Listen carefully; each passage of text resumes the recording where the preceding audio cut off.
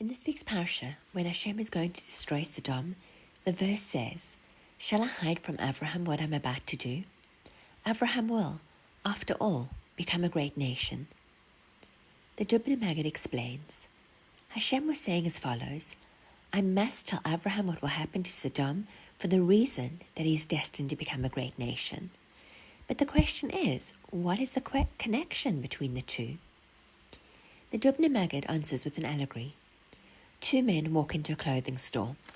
The first is elderly. I'm not going to get myself into hot water by putting an age on elderly.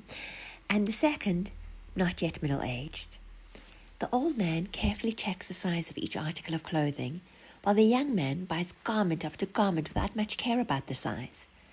So the old man says to the young man, "How can you buy clothes without making sure they fit?"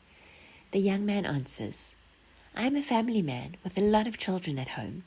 Each piece of clothing I take, even if it won't be good for this child, it will be good for a different one. And even if it won't be good today, it will be good tomorrow." In this vein, Hashem said, "Shall I hide it from Abraham and not tell him what I'm about to do to Sodom?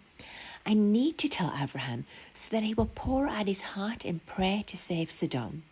Indeed, I know in advance that I will not accept his prayers and I will destroy Sodom. However, Abraham will, after all, become a great nation.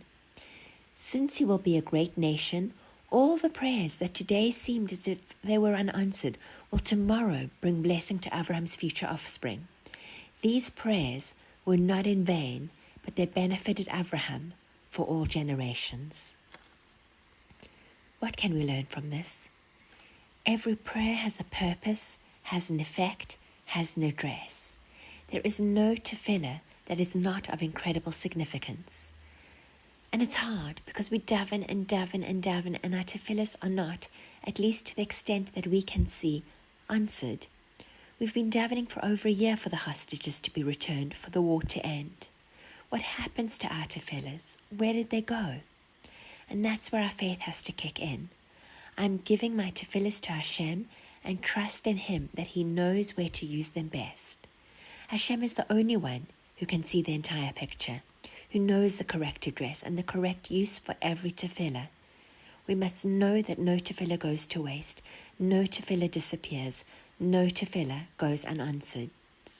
Hashem collects our tefillahs and they will be used either for a different reason now or at a later stage.